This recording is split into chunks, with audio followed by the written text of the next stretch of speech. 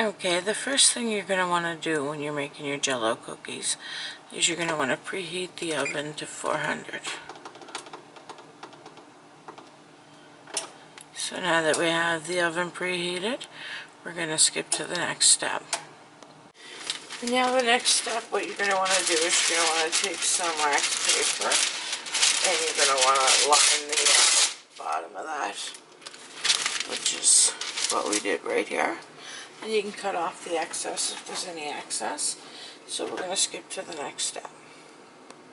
So what we're baking today is we're actually making Jell-o cookies. I saw this on Pinterest and I wanted to try it.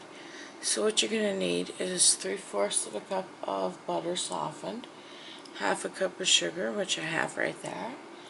You're going to need 1 package or 3 ounces of Jell-o, which I have Compliments brand right there, which is fine. I'm actually trying strawberry, so. And you need 2 large eggs, which I have right there, and as well as 1 teaspoon of vanilla, which is right there. And or you could use lemon extract, but since I'm using strawberry, lemon doesn't seem like it would fit very well. And 2.5 cups of all-purpose flour, which I have right there, as well as 1 teaspoon of salt and another one of baking powder, teaspoon of baking powder, which I have right here. And yes, they are in cute little shot glasses, because I do like shot glasses for measuring little tiny amounts. That way I don't have to stumble when I'm doing it and making the video. Now this recipe it does call for food coloring. Now I do have some food coloring here. I have neon, I have red, and I have some green. Now I'm not actually going to use it because it is optional, and why add it in if you don't need to, right? And we also have the coarse sugar to roll the balls in when they're done. So that's what you're going to need, and of course you're going to need a mixer and a few bowls. Now I'm using both mixers. I'm using my KitchenAid mixer for the wet ingredients, and I'm using the handheld mixer for the wet ingredients. I'm sorry, the dry ingredients. So the first thing we're going to do is we already preheated the oven, so we're going to, with the electric mixer, which is the KitchenAid mixers I'm going to use, is I'm going to beat together the butter, sugar, and the Jell-o until it's soft and creamy, and then I'm going to add in the other ingredients. So I'm going to get the butter, the sugar, and the Jell-o, and I'm going to add it into the mixer, and I'm going to show you what that's going to look like. So what I'm going to do now is I'm going to add in the butter, which is the 3/4 of a cup, and some of it is the homemade butter and some of it is store-bought. And I'll put the link down for the homemade butter. So there is the 1/2 cup of sugar going in next, and as well as the package of Jell-o mix. So now that we have those in there, we're going to get the mixer ready, and then we're going to mix it together. And I'll show you what that looks like. So what we're going to do now that we have it in a bowl is we're going to use the electric mixer, and we're just going to mix it up until it's light and fluffy.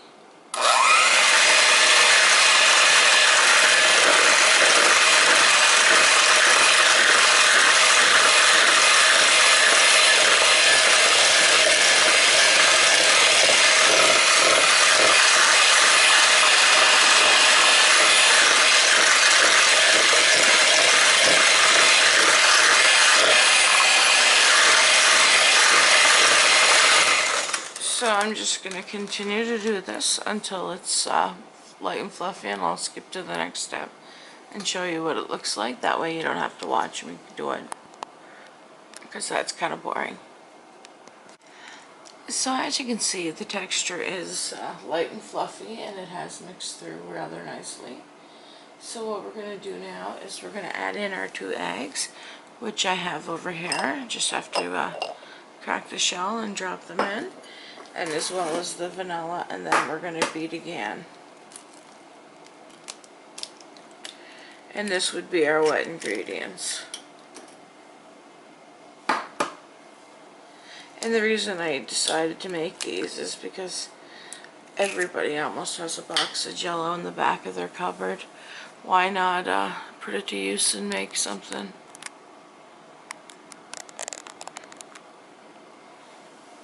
So we're going to beat this until it's light and fluffy, just like that was. And here's the vanilla, which I have pre-measured.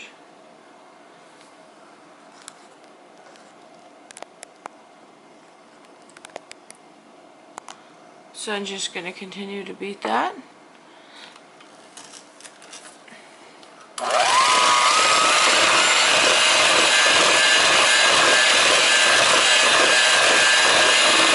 And I'm just going to fast forward to when it's done. That way you don't have to watch me do that. So once the egg is mixed through thoroughly, it's going to look very much like this, the egg and the vanilla. So what we're going to do now is, in a separate bowl, we're going to mix the flour and the salt and the baking soda together. So this was where it'd be great to have a second bowl for my KitchenAid mixer, because I could have done it all with the mixer, but because I don't have a second bowl, I actually have to do it this way, which is fine. I'm just going to skip to the next step. So we have our 2.5 cups of flour in here. I'm just going to grab my salt and my baking soda. I'm sorry, baking powder.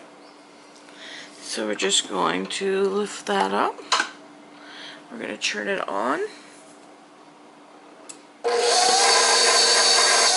And what I'm going to do is I'm going to add in the salt and the baking powder.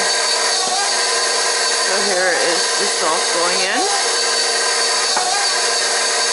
And here's the baking powder.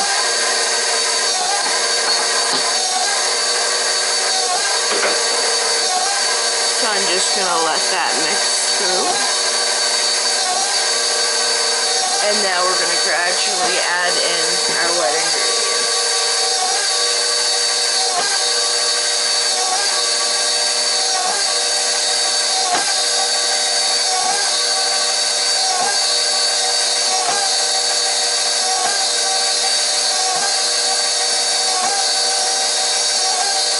And what will happen is it will become actually soft but not sticky.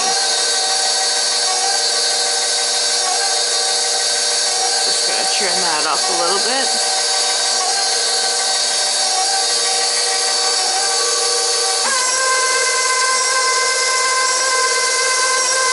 And you can see that it's starting to mix together.